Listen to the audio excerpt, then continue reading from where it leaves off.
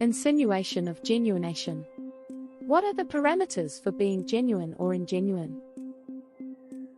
A basic understanding of the meaning of genuinity would be portraying and executing that which the individual believes to be true. If genuinity is based on the individual's belief, then it depends on the individual's estimate of outcome of their actions. If someone performs an action with an estimate of less than 50% that it will result in the way that it does, then their action can be considered unintentional or not believed to occur by them. For example, if I explain this function of genuinity, then it helps someone understand genuinity, then helps them save a relationship, but while writing this, if my estimate is a very low percent that this explanation will help anyone, then it will not be my genuine belief that it will help anyone. If I then later pretend that I had believed that my explanation would help someone, then I would be ingenuine on that prospect. The key is portraying, to an approximate degree, what your belief was of the outcome. Portraying is a significant element of genuinity. In order to be genuine, you should portray that which you believe, to an attempted accurate degree. If you portray, or act in a way which intentionally causes others to think that you believe something that you don't, or didn't, then you are being ingenuine. Since the way that you portray your belief is dependent on your intention of that which you portray, your estimate is also relevant for how others are interpreting what you believe. For that which you portray to be intentional, you must have an estimate of 50% or higher that others are interpreting you in that way.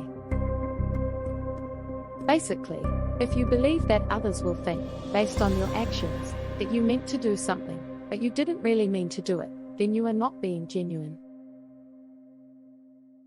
Someone's estimate of how they are portraying their intentions can be very vague and inaccurate, since an estimate of the interpretation from others can vary quite a bit.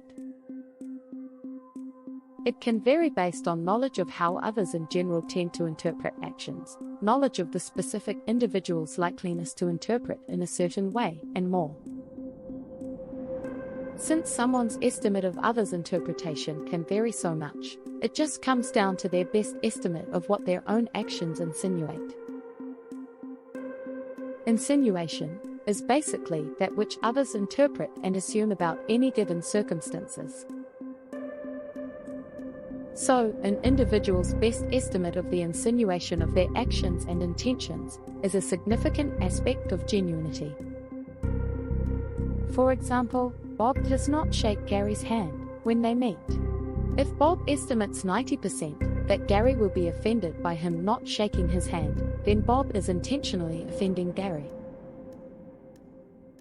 But if Bob estimates only 10% that Gary will be offended, then Bob is genuine in his unintention to offend Gary.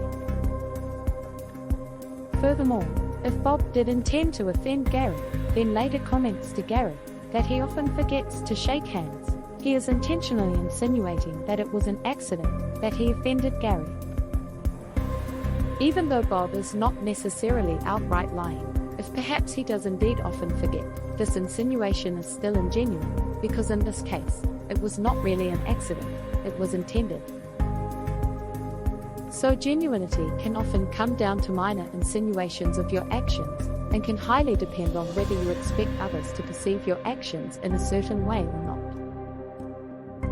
When it comes to genuinity, it's not important whether the outcome of your actions was a positive result or not.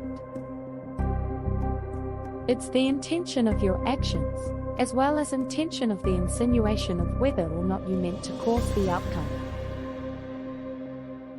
Basically, to be genuine, it's most relevant to try to portray you believe that which you really do believe.